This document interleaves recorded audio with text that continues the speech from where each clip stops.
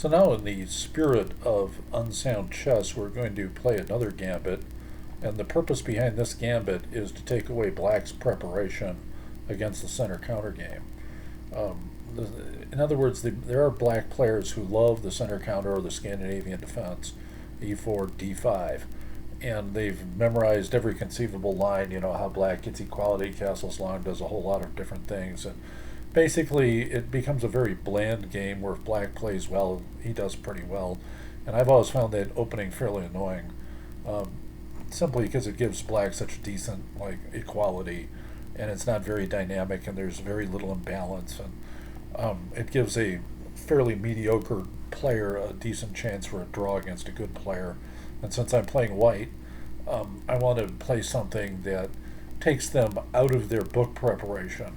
So the first thing I do is I ruin black's preparation while avoiding doing any work myself. There are a few things I like to do that are principles involving the Tennyson Gambit. There are just a few traps to learn, and generally black is unprepared for this gambit, and if they are prepared, it doesn't really matter because they're just going to get equality anyway, and this is a different kind of equality. It's a kind of equality that they haven't practiced and they haven't memorized 1,000 lines in from some book. So this is the kind of equality I'm up for. It's like my mind against theirs as opposed to my mind against their book preparation.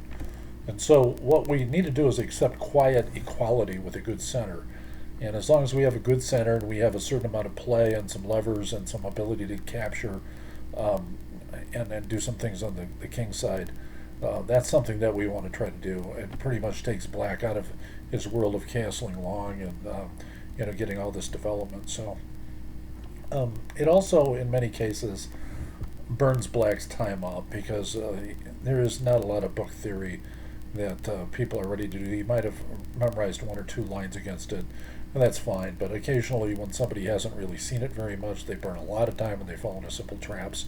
I'm not going to show you a trap right away, but I'm just going to show you the basic types of things that can happen in this type of opening. And the first thing we're going to do is show you, as white, we're opening e4 and they're playing d5, and now we're not going to capture and do all that center counter stuff. We're going to make this move. And this is actually a fairly useful move. If you learn the principles of recovering this pawn, it'll give you some ability to do things like play the Budapest Gambit, play the England Gambit as black, make some transitions, and play it the opposite way as well. Now this person has decided to decline it, so I have discovered that there are books, and this person had a high rating. Once again, you have somebody like in the 2100s that I'm playing, and this person has discovered that that is the way that they want to decline it. They want to play the Caro-Kann. And if you look at it, this isn't the best variation for white in the Caro-Kann. If we were going to play against the Caro-Kann, it's highly unlikely that we would have made these moves. So this kind of forces me into an advanced type variation of the Caro-Kann, and this is pretty much already equal. So my goal at this point is to get them to play some sort of French defense, advanced variation where they have a problem with that bishop. However, they got the bishop out right away, and that problem's gone. So we'll see how this game proceeds. Now they've locked their prime bishop out of the bad pawn structure, and I'm just doing some very basic stuff. I'm maintaining a slight advantage in the opening with a good center, and maybe they played Caro-Kann in a former life, and we'll see how we develop here and what we do. And that evidently wasn't the recommended move on the computer, like knight to c3 and b to e2. At this point, it doesn't really matter that much what they're playing. That is interesting that it wants the bishop back, and it's allowing a pawn push. I don't like people pushing c4 like that, so I'm going to retreat my bishop to c2 if that's what they want to do. So now they're creating dynamic tension in the middle, and it says they actually have an advantage, and the computer says that I should be moving bishop to b5 again. And computers are better players than I am, so now it says they can proceed with doing some capturing, and they take that way. So they could have played bishop takes f3, and that leads to a whole different kind of game where they have a slight advantage, and I'm willing to gambit this, and I'm willing to open this up, and it says that black has a very slight advantage, but they're tempted to try to double my pawns and go after what I've got, and it does say at this point I can move g4 and um, attack him in that particular way. I take a different approach. So, I mean, g4 does have its advantages, and we check, which once again the computer doesn't like.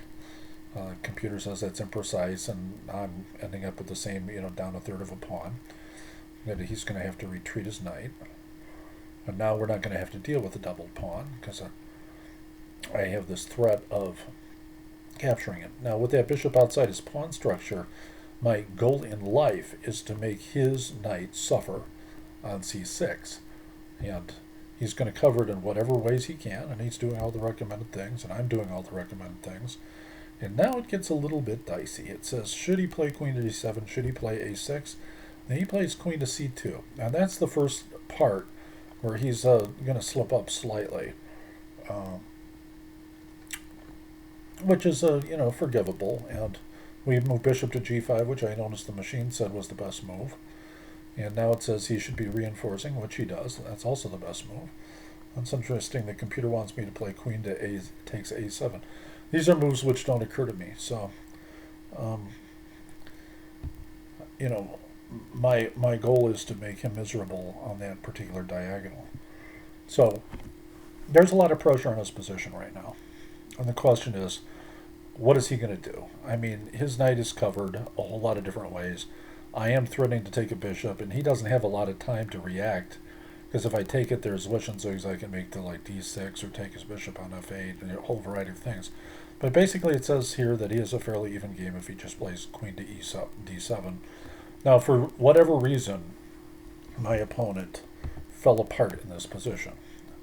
And this is what happens. You have something attacked, pinned against a queen, pinned against a king also, with all kinds of things that can come flying out at you, like, for instance, bishop takes followed by knight to b5 is a threat. So he makes that move and loses instantly. I have no explanation for why somebody 2100 makes a move like that, except you get a sense of panic when you're pinned every which way, and you're trying to, you have this perception of the world falling apart, and you don't have the same calm demeanor a computer has that says, well, I can just make a move, like a6 or something.